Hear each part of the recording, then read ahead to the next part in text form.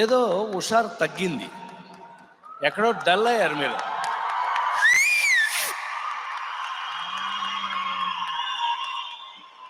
ఏమండి, 48 సంవత్సరాల నుంచి అందరూ గుండె మీద చేయసు చెప్పండి. ఇక్కడ నిన్నే గుండె మీద చేయసు ఏడు మా అన్నయ్యని ఇడుగు.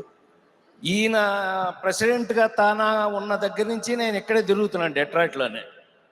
మా గంగాధర్ అన్నయ్య. ఏమండి, ఇక్కడ ఉన్న ఈ హాల్లో ఉన్న వాళ్ళలో 99.9% పీపుల్ నా సినిమాలు చూసే పెరిగారు.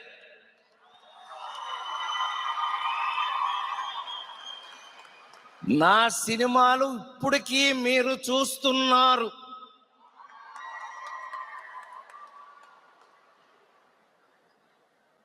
మొన్నే డల్లాస్లో ఓ నాట్స్ ప్రోగ్రామ్కి వెళ్ళాను.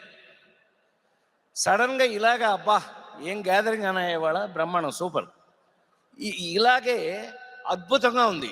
ఇవాళ ఎలా ఉంది, ఇదేంటి, ఇది డెట్రాయిటా లేకపోతే బెజవాడ తెలియట్లేదు, బెజవాడలాగానే ఉంది. ఉన్నట్టుండి ఒక ఆయన అరిచాడు, అన్నోయ్ నీ మీద బతికేస్తున్నావు అన్నాడు. నా మీద బతకటం ఏంటి నాయన అన్నాడు డల్లాస్లో. ఏమీ లేదన్నాయ, జీవితం మీద విరక్తి కలిగిన, ఇంటికి వెళ్ళిపోదాం అనిపించిన, ఒక్క సాయంకాలం నీ సినిమా చూసేస్తే మళ్ళీ అంతా మర్చిపోతున్నావు అండి అని అన్నాడు.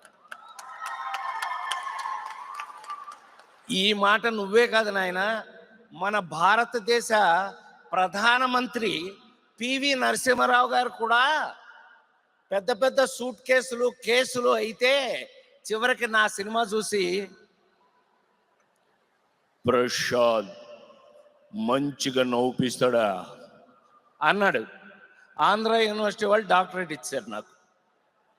సో ఈ రోజున మీ అందరి ముందు నేను ధైర్యంగా వచ్చి 24వ తానా మహాసభల్లో నవరస ఏదో మా వాళ్ళందరూ తెలివి ప్రదర్శించి ఏదో బిరుదు ఇచ్చారన్నయ్య నాకు, నవరస నటన చక్రవర్తి. థ్యాంక్ యూ వెరీ మచ్ సుమా, నువ్వే బెటర్గా చదువు. సో నాకు అది ఇవ్వడం నిజంగానే ఈ మధ్య, ఒకప్పుడు డాక్టర్ సి నారాయణ రెడ్డి గారు గురుగారు అనేవారు, ప్రసాద్ నువ్వు ప్రతి ఇంట్లోనూ ఏంటో తెలుసా అనేవాడు. తెలీదు అన్న. అది మన ఊళ్ళో అయినా, అమెరికాలో అయినా, ఆస్ట్రేలియాలో అయినా, ఎక్కడైనా ఒకటే.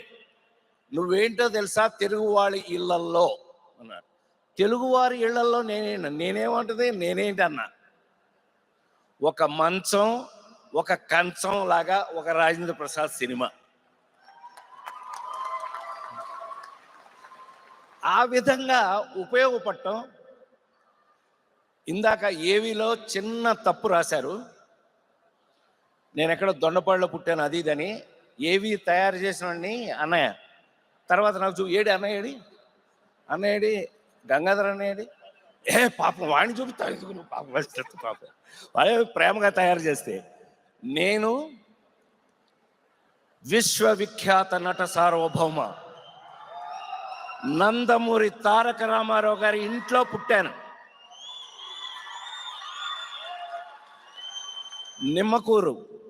నిమ్మకూరులో రామారావు గారి ఇంట్లో మా నాన్నగారు ఆ ఊర్లో స్కూల్ టీచర్గా వెళ్ళి, ఆ ఇంట్లో మేము 24 సంవత్సరాలు కలిసి ఉన్నాం. ఆ టైంలో మా అమ్మగారు నన్ను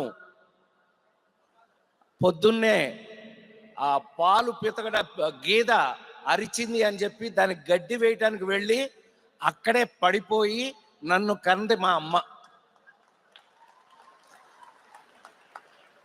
రామారావు గారి తల్లిగారు వెంకటరామమ్మ గారు రామారావు గారితో, చూడు వీడు నా చేతిలో పుట్టాడు, వీడిని జాగ్రత్తగా చూసుకో అన్నారు. అందుకే మీ అందరికీ ఎన్నో హిస్టరీలు చదువుంటారు, చూసుంటారు. రామారావురే చెప్పిన, ఆయన నన్ను నటుడు అవ్వాలి అని అంటే ఇట్స్ నాట్ ఈజీ.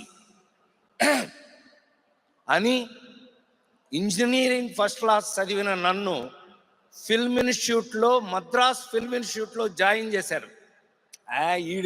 ఈడు సరిగ్గా చేస్తే అప్పుడు చూద్దాంలే అన్నాడు. I was gold medalist from Madras film institute. నా ముందు బ్యాచ్ రజనీకాంత్ గారు, నా తర్వాత బ్యాచ్ చిరంజీవి గారు. వారి మధ్యలో నాకు చేతనైంది నేను చేయటం జరిగింది. ఫస్ట్ టైం ఎన్టీ రామారావు గారు ఆ సర్టిఫికెట్ చూసి, ఆ గోల్డ్ మెడల్ చూసి నన్ను కౌగిలించుకున్నారు రామారావు ఫస్ట్ టైం. ఏం మీరు ఇంత సీరియసా, మీరు ఇంత సీరియస్ అనుకోలేదు అని. అక్కడి నుంచి కూడా ప్రతి మనిషి జీవితంలోనూ తల్లి, తండ్రి, గురువు, దైవం నలుగురు ఉంటారు. కానీ నా జీవితంలో నన్ను కన్న తల్లిదండ్రులను వదిలేస్తే గురువు, దైవం రెండు నందమూరి తారక రామారావు గారు. వారు నాకు నేర్పింది ఏంటా అంటే, ఒక్కటే చెప్తే సరిపోతుంది, బోరు కొడుతున్నానా? వారు నాకేం నేర్పారు అని అంటే, చాలా సంతోషం, మీరు గెలిచేశాను, ఫిల్మ్ ఇన్స్టిట్యూట్లో సర్టిఫికేట్ వచ్చిందని మీరు చేస్తారు, మీరు సినిమా ఇండస్ట్రీలో ఎందుకు పనికొస్తారు? అవును, ఎందుకు పనికొస్తాం? మేమున్నాం. దేవుడి వేషాలు వేయాలంటే మమ్మల్ని పిలుస్తారు. అదే నిజ జీవితంలో ఏదైనా వేషాలు ఏమైనా వేయాలంటే బ్రదర్ నాగేశ్వరరావు గారిని పిలుస్తారు. డిష్యూమ్ చేయాలంటే తమ్ముడు కృష్ణని పిలుస్తారు. ఒక అమ్మాయి కాకుండా రొమాన్స్ చేయాలి ఏదైనా ఇద్దరు ముగ్గురు అని అంటే తమ్ముడు సోమన్ బాబుని పిలుస్తారు. మిమ్మల్ని ఎందుకు పిలవాలి అని. అవును, నిజం, ఎందుకు పిలవాలి మనని? అప్పుడు నేను సన్నగా దరిద్రంగా ఇంత సత్యసాయిబాబా జుట్టుతో ఉండేవాడిని. అవును, నేను ఎందుకు పనికి వస్తానో తెలియదు.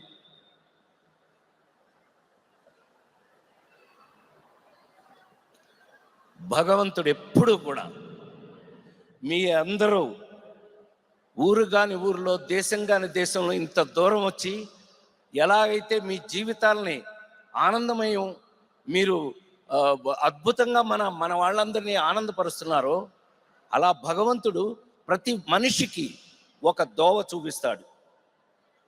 అదే చార్లీ చాప్లిన్ ఫిలిం ఫెస్టివల్ వారం పాటు చూసిన వెంటనే భగవంతుడు నాకు అవకాశం ఇచ్చాడు.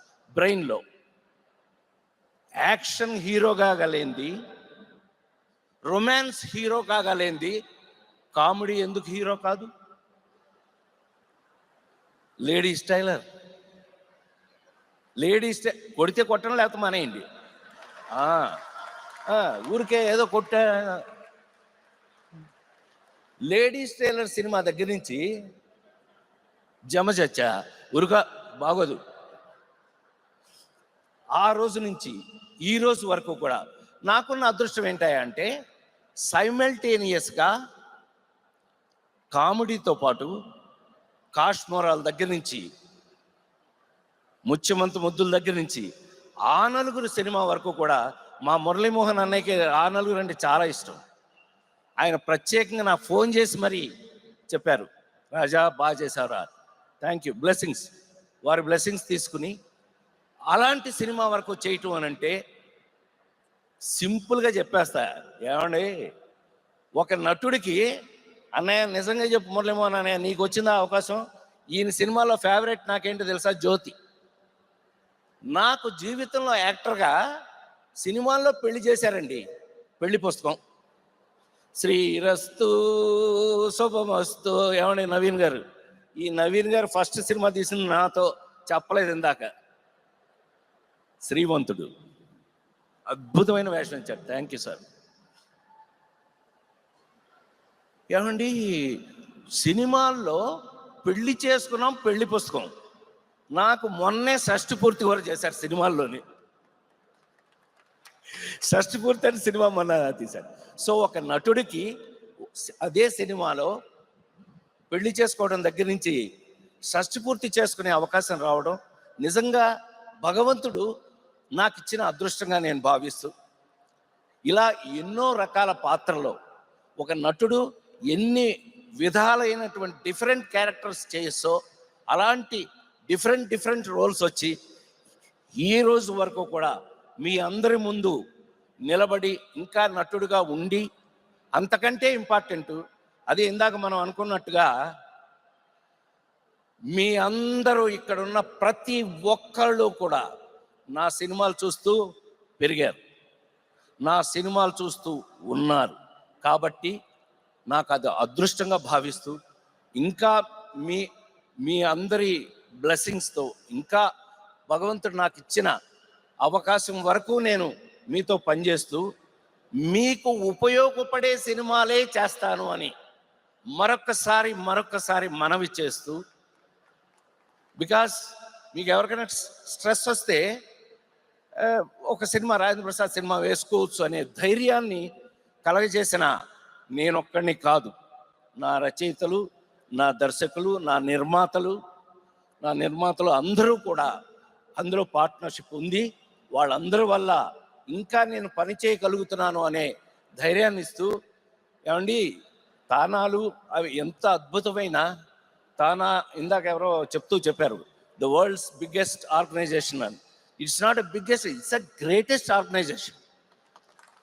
తానా అనేది ఇట్స్ నాట్ ఎ జోక్ అండి. మీకు సుమా నోట్ చేసుకో సుమా, తానాకి నాకు సరదాగా లింక్ ఉంది. ఏంటో తెలుసా? తానా మొదలైంది 1977. నేను సినిమాల్లో ఫస్ట్ వచ్చింది 1977 స్నేహంతో. తానా వయసు, నా సినిమా వయసు రెండు ఒకటే. ఎలాగుంది? Super matter. నాకు నిజంగా ఏడు మా గణేష్ గారు ఏడి దబ్బేశాడే, అంతే. ఆడికి టైం అయింది, వెళ్ళిపోయాడు.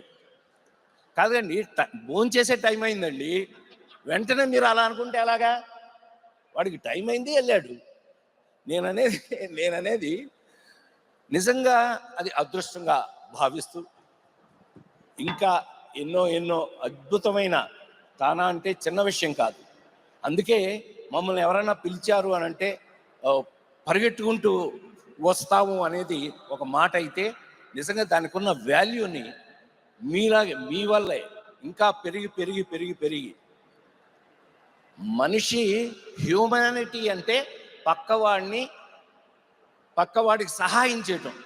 ఇప్పుడు నాకు కూడా మీరు ఇంత గౌరవం ఎందుకు ఇస్తున్నారు? పక్కవాడని నవ్వించడం, కనీసం హ్యాపీ చేయటం.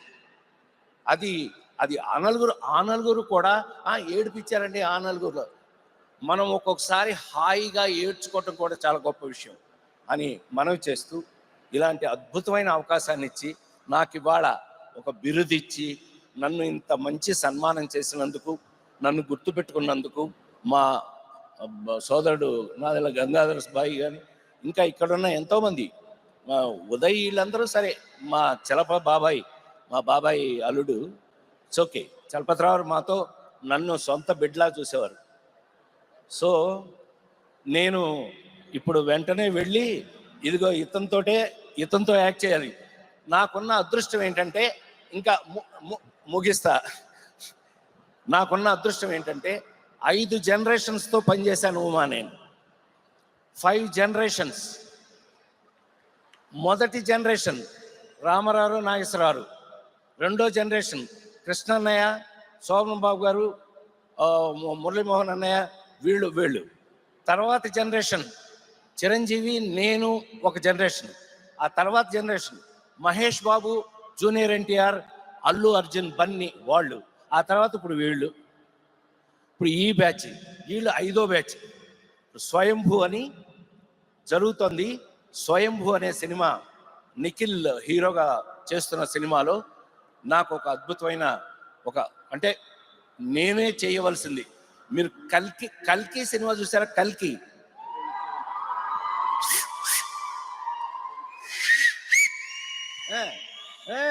మరి కల్కి వరకు చేశాను అంటే అదృష్టమే కదా.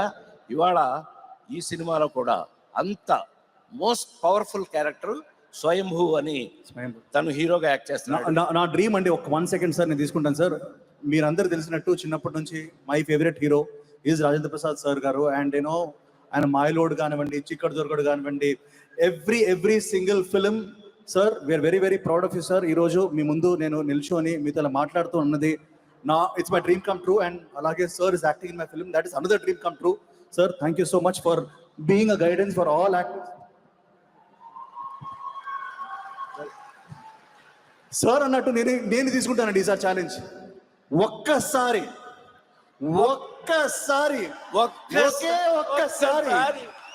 For one of the best actors Indian cinema he's seen, Rajendra Prasad గారి కోసం a big round of applause and a big standing ovation, sir.